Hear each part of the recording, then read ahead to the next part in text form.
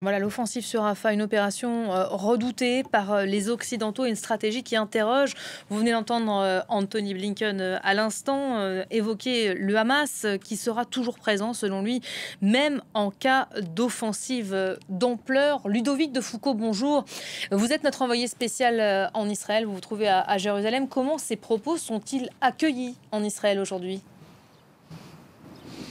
Bonjour Elisabeth, mais ces propos font écho à de nombreuses critiques, de nombreux reproches qui sont adressés à Benjamin Netanyahou ici en Israël, que ça vienne de la gauche, de la droite, des observateurs de la vie politique, des experts militaires, des anciens ministres. Il y a beaucoup d'interrogations sur d'une part la stratégie militaire et d'autre part la stratégie politique. Au niveau militaire, beaucoup s'interrogent et se demandent pourquoi l'armée israélienne semble condamnée ou obligée à revenir dans des zones qui auraient dû auparavant être déjà sécurisées. Beaucoup se demandent si les objectifs de guerre sont même atteignables. Le Hamas n'est pas détruit, il continue de tirer des roquettes, il se reconstitue même, tente de reconstituer ses forces dans certains endroits de la bande de Gaza, de l'aveu même de l'armée. Les otages ne sont pas tous libérés, l'écrasante majorité des otages qui ont été libérés ne l'ont pas été dans le cadre de combats, mais dans le cadre de négociations. Donc ça, c'est l'aspect militaire.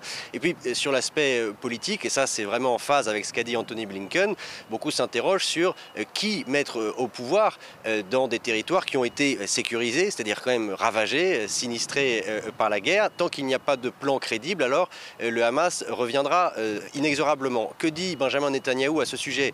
Il a dit que de toute façon, il ne voulait pas de l'autorité palestinienne. Bon. Et puis il y a quelques jours, il a évoqué, lors d'une interview avec Dr Phil, c'est une star de la télévision américaine, il a évoqué un plan pour établir une sorte d'administration civile avec la participation d'autres pays qui veulent la stabilité, comme les Émirats arabes unis par exemple.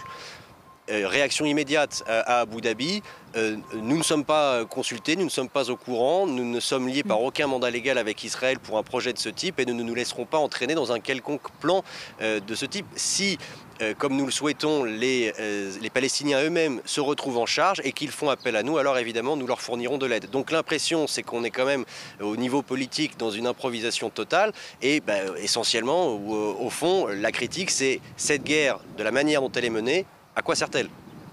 Aujourd'hui en Israël, on est en plein temps de commémoration.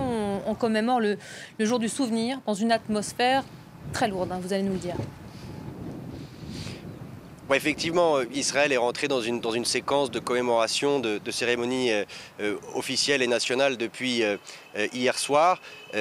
Yom HaZikaron, c'est le jour du souvenir pour rendre hommage à tous les soldats tombés et les victimes civiles du terrorisme cette année écoulée. Selon des décomptes officiels israéliens, cette année qui vient de s'écouler a été la plus meurtrière pour Israël en 50 ans. Il y a eu des prises de parole officielles ce matin, notamment celle du ministre de la Défense, Yoav Gallant, qui a dit que cette guerre était en train de façonner la vie des Israéliens pour des années et des années à venir. Un peu plus tôt dans la journée, le Premier ministre Benjamin Netanyahou s'est lui aussi exprimé. Il a une nouvelle fois dit que les objectifs de guerre seraient atteints. Au cœur de ces objectifs, la libération des otages. Et au moment où il disait ces mots, des gens qui l'écoutaient se sont levés de l'audience et sont partis en signe de protestation. À noter aussi que d'autres interventions ailleurs en Israël, lors d'autres cérémonies, ont été chahutées. Celle d'Itamar Ben-Gvir et de Bezalel Smotrich, qui sont des ministres d'extrême droite alliés à Benjamin Netanyahou dans ce gouvernement. Des noms d'oiseaux ont été échangés entre opposants et partisans de ces personnalités politiques. Donc tout ça montre quand même des divisions au sein de la société israélienne dans ce contexte de guerre. Quant aux familles des otages, elles ont prévu d'organiser leur propre cérémonie parallèlement à celle de l'État, parce que à la fin de la journée, le jour du souvenir marquera sa fin, mais on va entrer dans une autre séquence nationale de commémoration pour les fêtes de l'indépendance. Merci beaucoup Ludovic en direct de Jérusalem pour France 24.